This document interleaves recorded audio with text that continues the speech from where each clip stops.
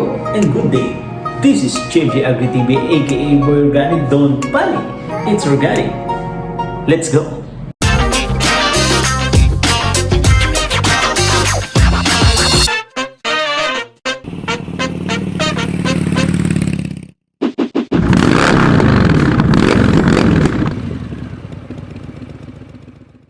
Masantos, Yakawasan, and si Kuya Min dito sa Pangasinan. Si Kuya Agi. Okay, no? So yun, magandang umaga ulit sa ating lahat. At nandito po si JMP Agri TV at your service na nagbabalik. At for today's video ay pupunta po tayo. Dito ay naiiba naman. No? Naiiba naman ang ating gagawin dahil hindi naman po tayo sa farm. Ito ibang farm naman po. No? Anong farm naman po yun? So, abangan nyo po kung saan po tayo pupunta. Dahil po dito sa pupuntahan natin ay may bagong knowledge, may bagong matututunan na naman tayo po sa kanila. Okay, sa makakausap po natin na isang magsasaka.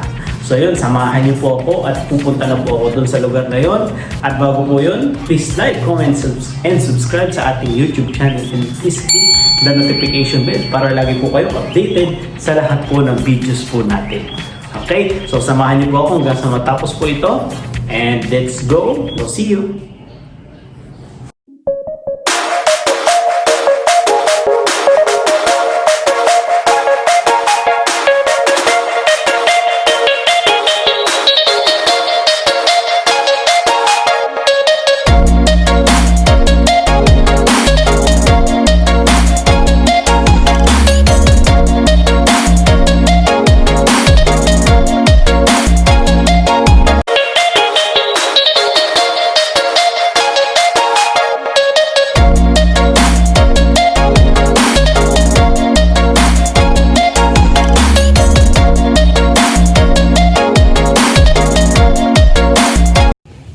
Ito guys, so parang kaka-harvest lang nito. Hinarvest na po yung ano nila mga kasaksid, yung kanilang mga isda na bangus, no? So ang dami dito, talagang puro fish pan talaga dito sa Binmalay. Dito talaga yung mga malulupet na mga bangus na mga masasarap, no? And then binabagsak po nila sa dagupan.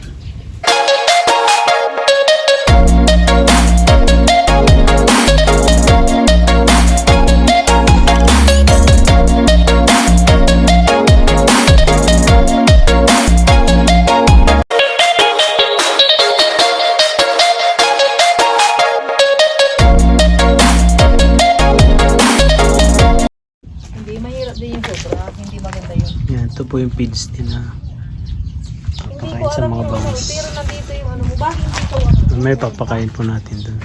Dito. Yan.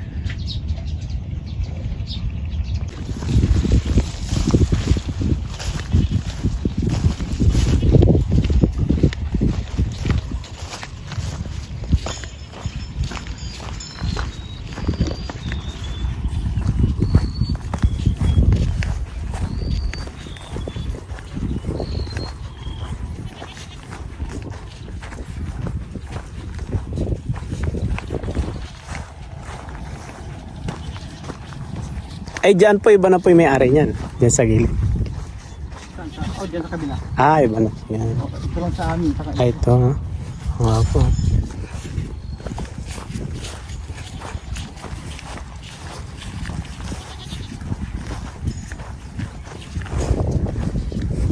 Fingerlings.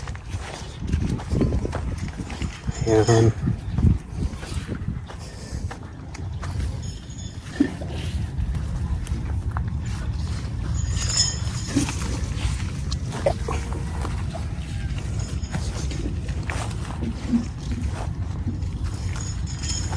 Ito. Ayan. Ayan.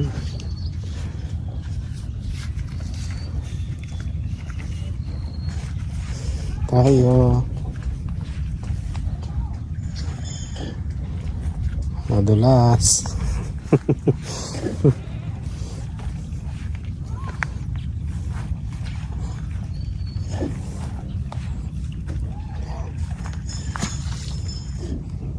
Ayan.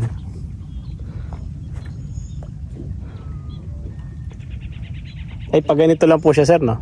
Okay. Ah. Tapos ang pagkain, konti-konti lang. Ah, hindi ka agad-agad po. Ah. Makain na sila. Oh. Sige sir, doon na kita sa taas. Sige, kaya lang po doon.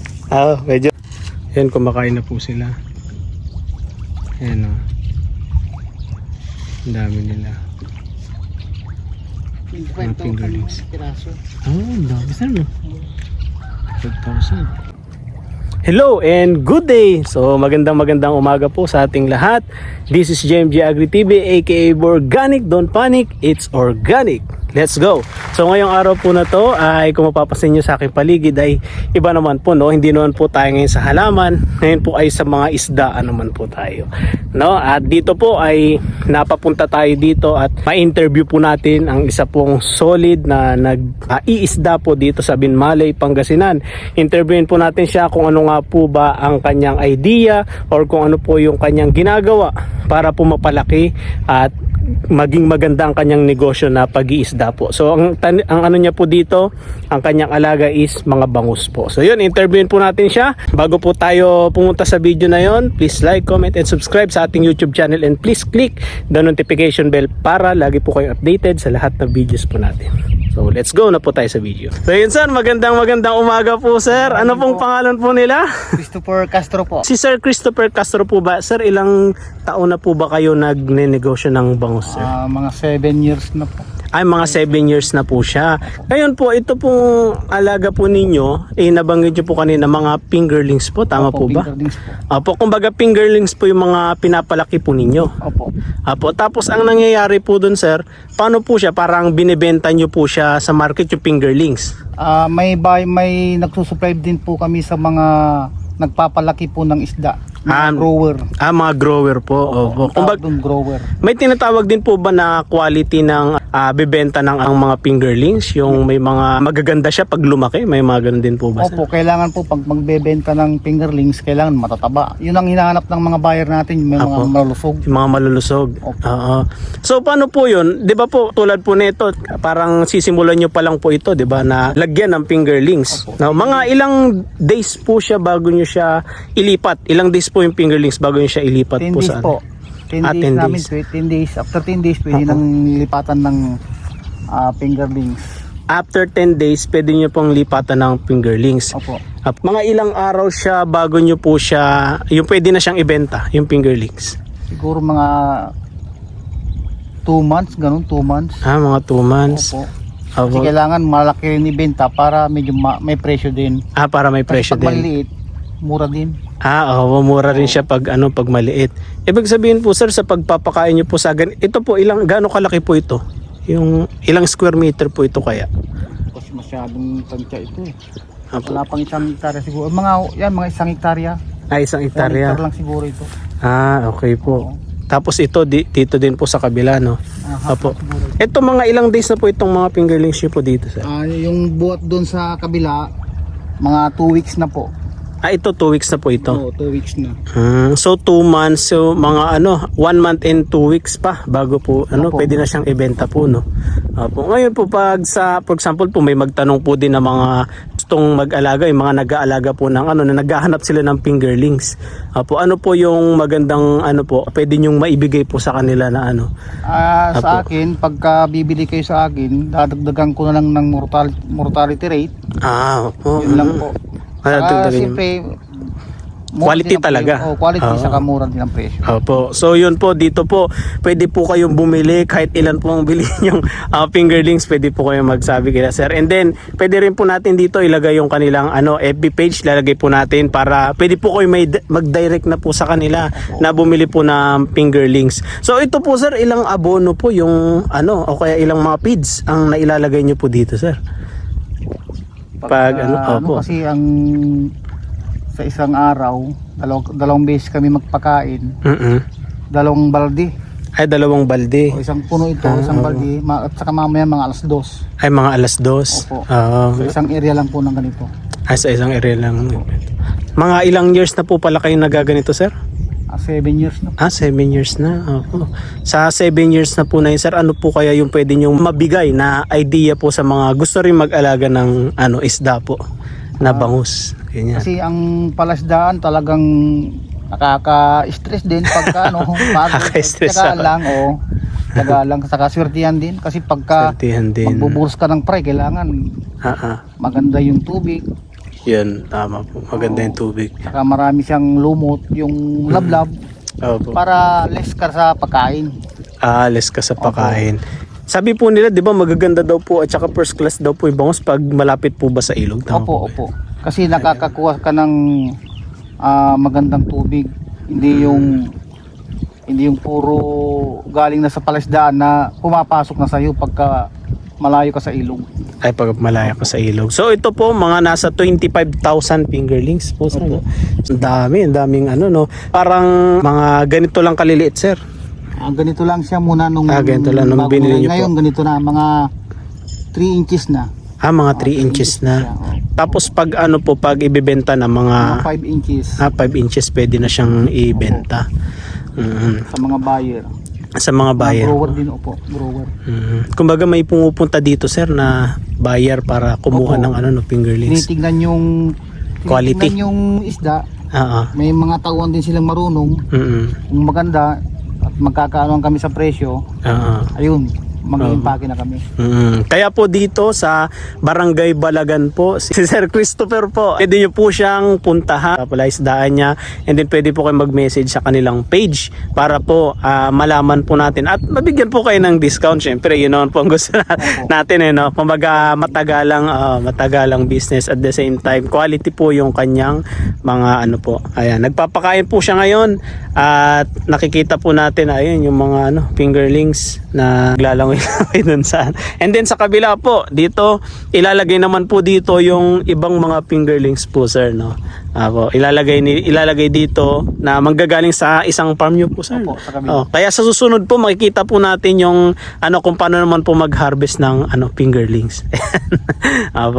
Yun, visit lang po kayo sa page po ni sir at kakuha po kayo ng discount na sabihin nyo po, nakita nyo po sa YouTube itong ano natin, ting content, itong ating vlog na pang-isda naman ngayon. Ayan, so maraming salamat po. Sir, maraming salamat po. Thank you rin po. Ayan po, God bless po. See you next time po. At maraming salamat po sa ating lahat. Ayan po. Thank you.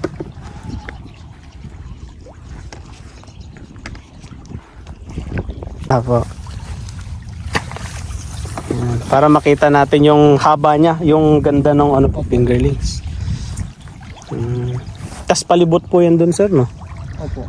Okay. Walang lalabasan yan. Ay, walang lalabas. Para hindi sila makalabas pagka ano. Kaya nga po eh. Kasi pagka may nakalabas, wala na. Bugi na.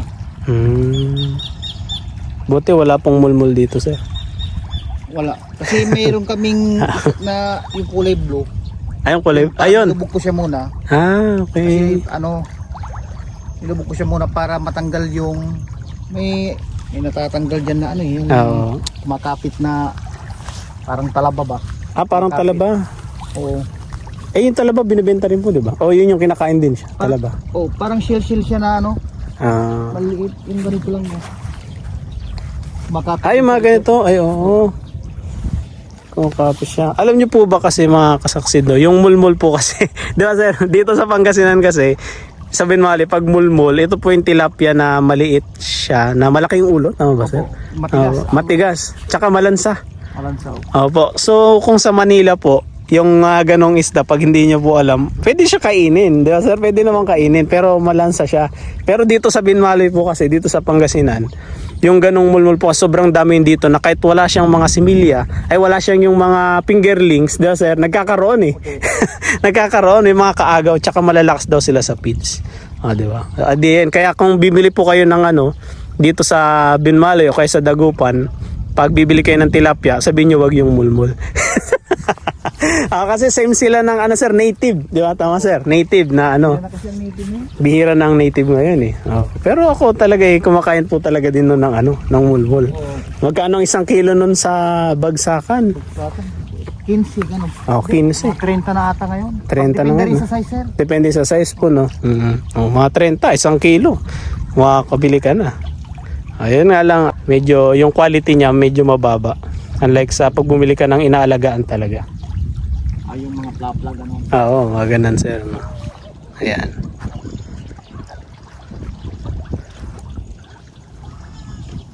Sino eh? 970 ang isang Oo. feeds ngayon. Kasi ang tinitingnan ko sa Grabe, feeds, kung 22, malaki sir. Oo. Pero hindi naman kaya, sa bagay, kompyutado nyo naman sir. Opo. Kompyutado nyo naman yung ano. Ang inaano ko sa feeds kasi kahit medyo mahal, yung prod protein, nakalagay doon, prod protein. Prod protein. Opo. Food crude protein niya is 35% kasi yun ang kailangan ng isda. Crude protein. Crude protein. Kasi yung crude protein ng ibang feeds, mababa. Kaya parang kahit na feeds ka ng feeds, parang mababa sila, mabagal silang lumaki. Mabagal silang lumaki. Opo. Dahil sa ganun niya. Nagkaroon din tayo ng idea about sa ano. Hindi yung basta by feeds. O, may diba, ang feeds din may quality rin. May quality din po eh. Opo. Anong sa tingin niyo sir, pinagkaibahan nila pag nagpalaki ka ng fingerlings sa nagpalaki ka ng bangus mismo talaga? Yung malaki na talaga na ibebenta sa palengke. Anong pinagkaibahan nila sir? Ang pinagkaiba sa bangus kasi yung ang tawag doon sa mga malalaking bangus, yung mga grower. Grower. Tawag doon yung halimbawa ako, Apo. fingerlings lang ako, ikaw bibili ka ng fingerlings para palakihin. Para Tawag ibenta doon, sa grower. palengke na. Oo. Oo. Ang tawag doon grower. Ang Ano yung mas magastos sa dalawa sir? mas magastos yung grower. Mas magastos yung grower.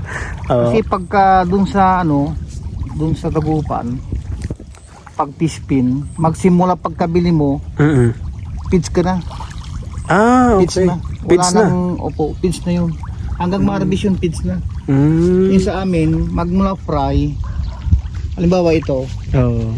magmula fry siya, 1 month or 20 days bago ka pakain. Oo. So nakasave ka na ng 20 days or 30 days bago ka mag-feeds. Bago ka mag-feeds. Kasi meron pa siyang lumot eh.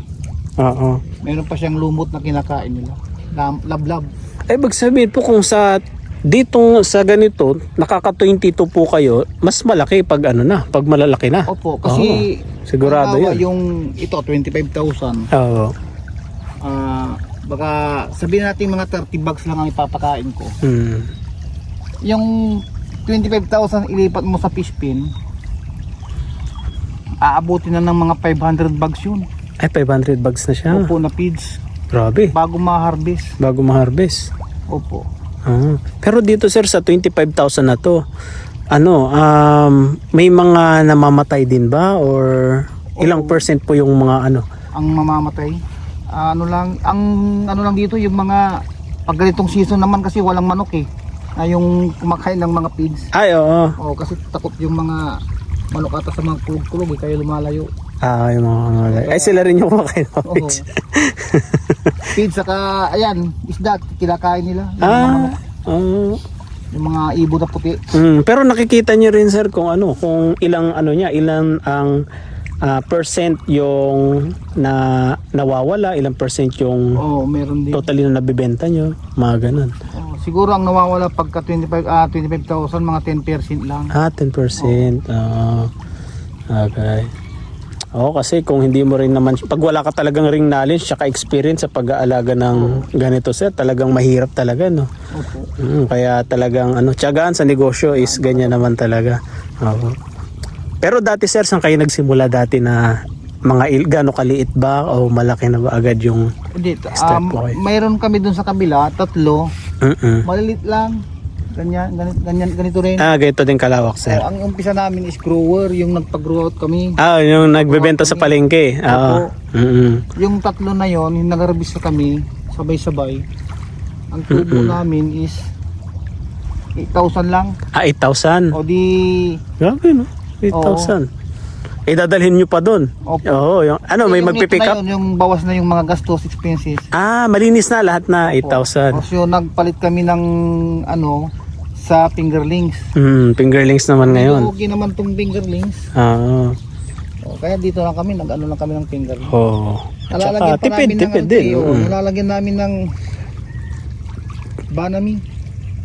Ano po ba yung banami sir? Yung ang tawag hipon. Ay, hipon. Oo, yung Doon sinabi sa pala. ma-harvest natin, makikita yung hipon. May hipon pala doon.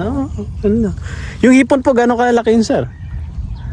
Ganitong size. Yun yung binibenta ba sa palengke na sa ano? palengke, oo. Yung kulay medyo black siya onte, ganun? Opo, yung kulay puti, red na siya. Ay, red na siya. May red, may puti. Hipon. Yun pala. Di ano rin magkano ang kilo ng hipon ngayon? Mahal. Hindi, mura nga. Ay, Ito nag-harvest kami, mura, 150 lang 1 kilo. Ay, 150. Gano'n kalaki sir? Ganyan? Ganito rin. Ay, ganyan din. Ganyan, oo. Hmm. Kasi, maraming kasi, nag-harvest ng... Ay, sumabay. Sumabay siya, kaya nagkaanuhan. Kailangan na naming harvestin kasi maglilipat na talaga kami kasi nandoon sa kabila. Parang crowded na siya kasi lumalaki na. Lumalaki na. Hindi pwedeng kailangan ilipat kasi pagka-crowded, mamamatay yung iba.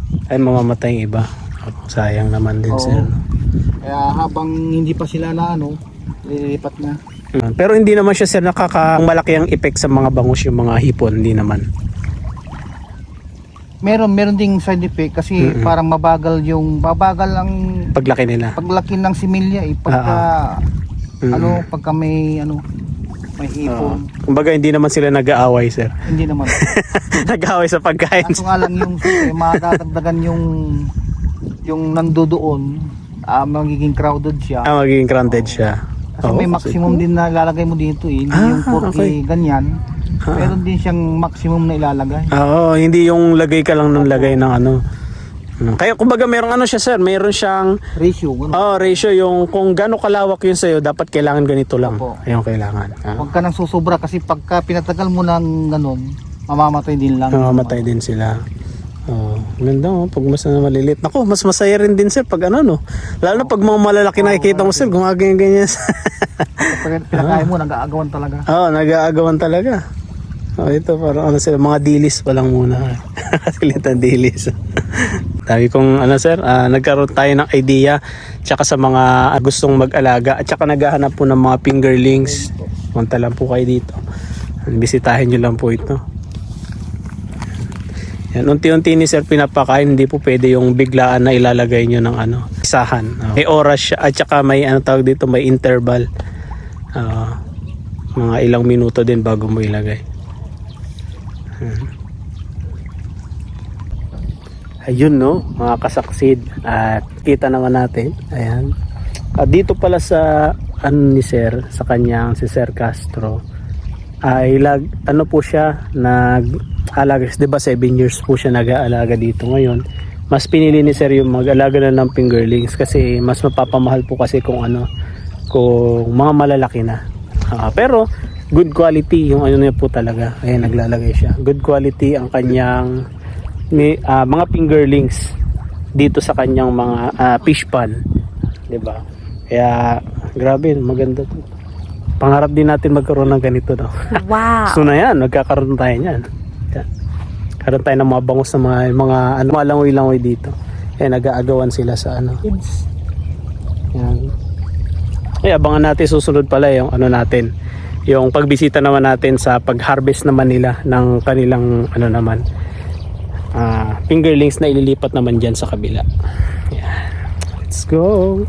Kasi may alaga rin silang hipon. Tingnan mo, 150 sa palengke, magkano yun?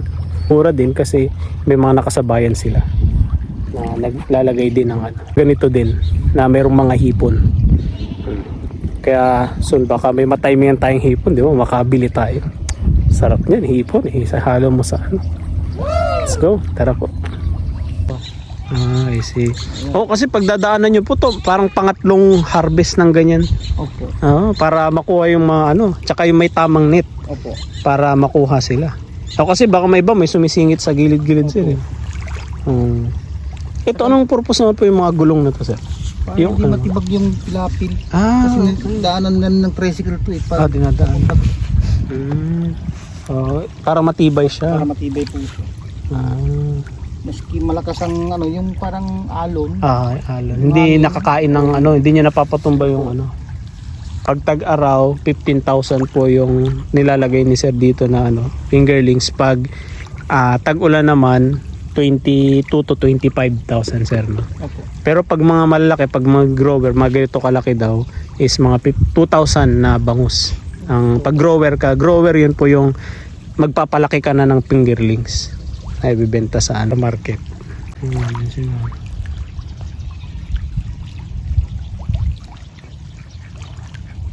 Made of the Philippines siya. Ay, ito, made out the Philippines. Galing Oo. ano yan, Ilocos. Ay, Ilocos. Ilocos Yung kinuha. Oo. Mabilis lumaki. Mabilis. Anong ano sir, pinagkaibahan niya sa ano sa ibang bansa? Mas mabilis lumaki ang sa Pilipinas. Opo. Kasi may inaangkat pala sa ibang bansa, sir, no? Oo, sa Indonesia. Sa Indonesia. Galing Indo, ang tawag doon Indo. May sizes din na dumarating, kaso nga lang siyempre matagal din lumaki, mas maganda yung sa atin, yung wild. Sa atin, wild. Ito isdang dagat, sir, no? Opo. Isdang dagat siya. Kaya sanay siyang, pwede siya sa tabang, pwede siya sa ano. Ito sir, medyo may alat na pa to. O meron siyang alat. Okay. Kumbaga pinagkuha na yung tubig doon din sa ano. May tulay, naghalong tubig alat at saka ano na rin po, di ba? May halong alat. Pagkagaling kasi doon, may salinity rin yung tubig, yung alat.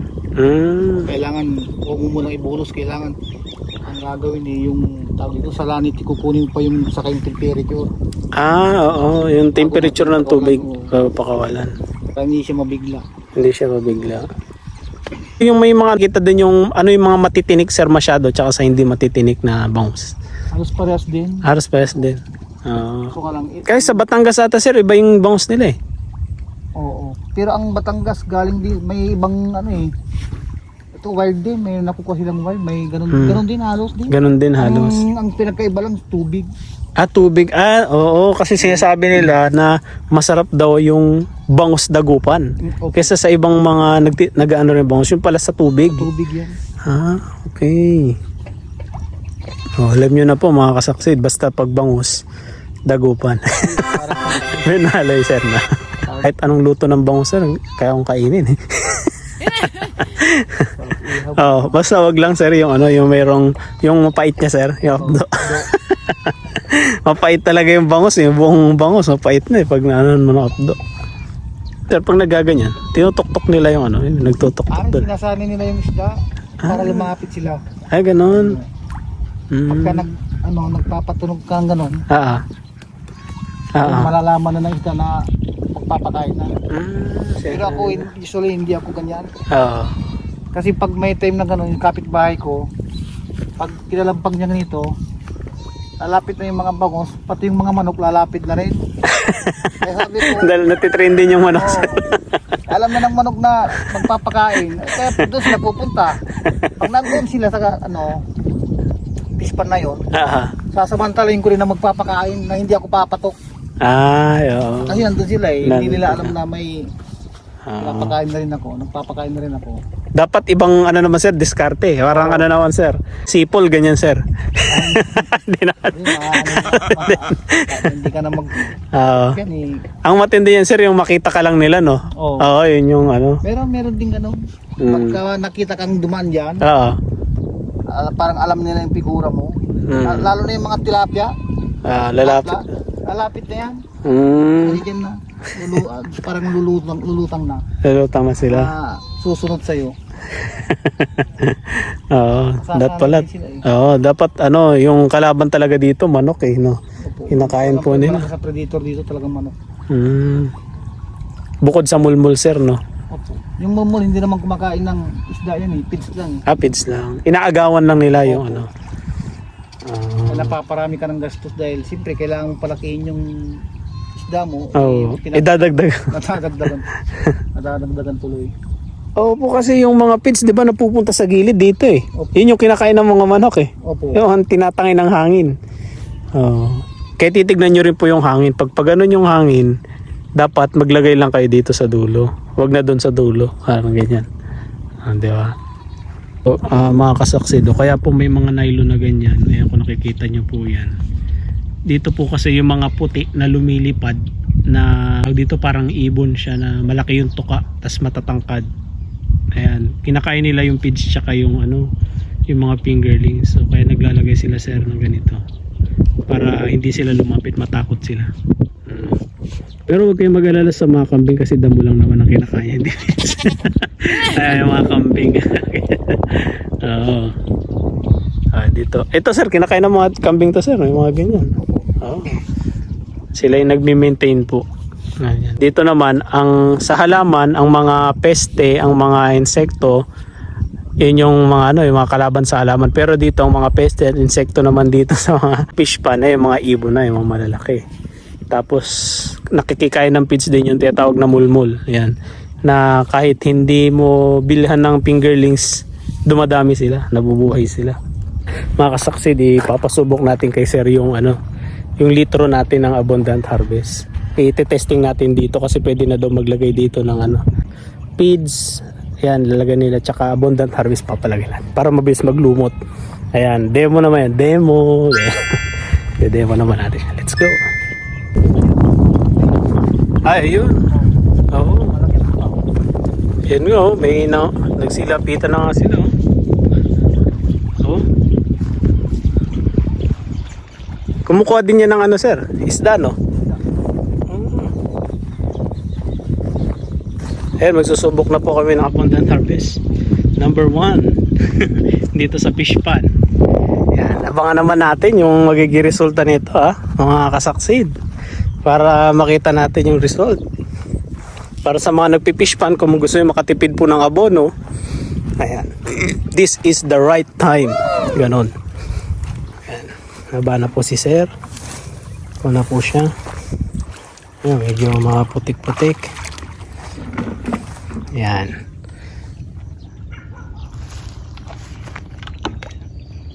Ayan. Tira, sir. Anong amoy, sir? Parang pinya nga. Yes, sir. Ayan. Da, sir, malapot? Lapot. Ayan. Yun po yung ano natin. Kagandahan niya. Malapot at pure na pure. Ayan. Abundant Harvest number 1. Testing po ni sir sa ano niya. Kasi dito niya ililipat yung ano niya. Kanyang mga tawag dito, fingerlings. Ayan.